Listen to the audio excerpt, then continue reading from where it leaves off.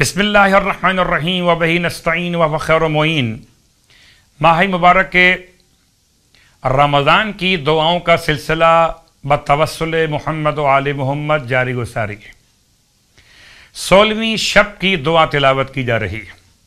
بسم اللہ الرحمن الرحیم۔ یا اللہ یا اللہ یا اللہ یا اللہ یا اللہ یا اللہ یا اللہ یا اللہ یا رحمان یا رحمان یا رحمان یا رحمان یا رحمان یا رحمان یا رحمان یا رحمان یا رحیم یا رحیم یا رحیم یا رحیم یا رحیم یا رحیم یا رحیم یا رحیم یا غفور یا غفور یا غفور یا غفور یا غفور یا غفور یا غفور یا غفور یا رؤوف یا رؤوف یا رؤوف یا رؤوف یا رؤوف یا رؤوف یا رؤوف یا رؤوف یا حنان یا حنان یا حنان یا حنان یا حنان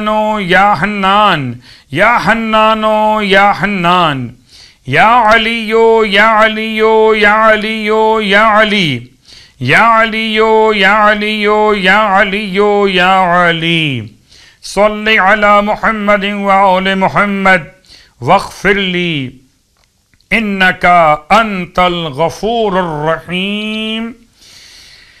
16ویں شب کی نماز مولائے کائنات علی ابن ابی طالب علیہ السلام کی اور روایت کا تسلسل وسائل الشیعہ کتاب کے حوالے سے۔ 16ویں شب میں امام فرماتے ہیں کہ 12 رکعت نماز پڑھی جائے، 2 رکعت کر کے، جس کی ہر رکعت میں الحمد کے بعد 12 مرتبہ سورہ تکاثر کی تلاوت کی جائے۔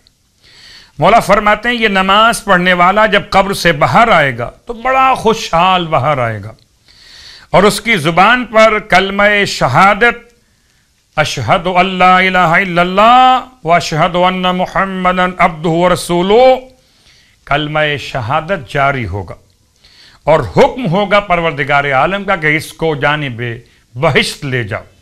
پروردگار ہم سب کو نماز اور اس کے ثواب کے حصول کی توفیق عطا فرمائے۔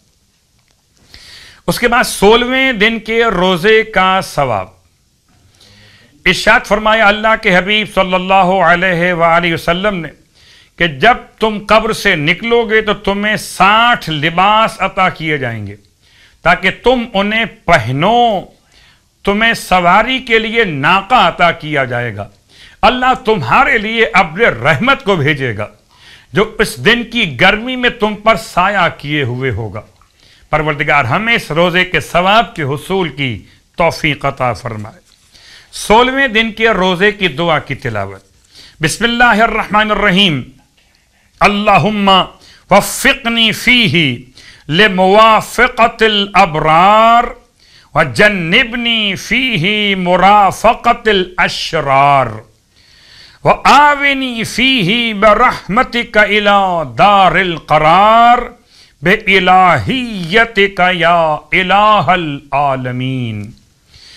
اور آج آپ کی خدمت مقدس میں جو نماز پیش کی جا رہی ہے اس نماز کا نام ہے نماز شکر۔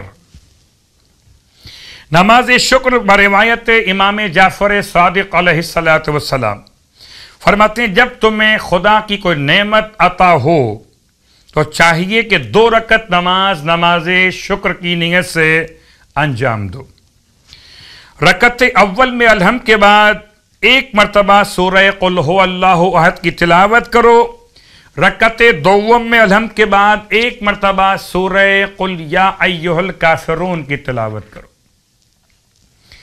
اور حالت رکوع و سجود میں اس طرح سے پڑھو، رکعت اول میں اور رکعت دوم میں ذکر کے بعد الحمدللہ الذی استجاب دعائی وآتانی مسئلتی۔ بعض روایات میں رکعت اول میں یہ پڑھنا ہے الحمدللہ الذی استجاب دعائی وآتانی مسئلتی، اور بعض روایات میں رکعت دوم میں پڑھنا ہے الحمدللہ شکرن و حمدن و حمدا۔ کتاب کا حوالہ فروع الکافی وسائل الشیعہ۔ پروردگار ہمیں اپنی نعمتوں کے شکریہ کی توفیق عطا فرمائے۔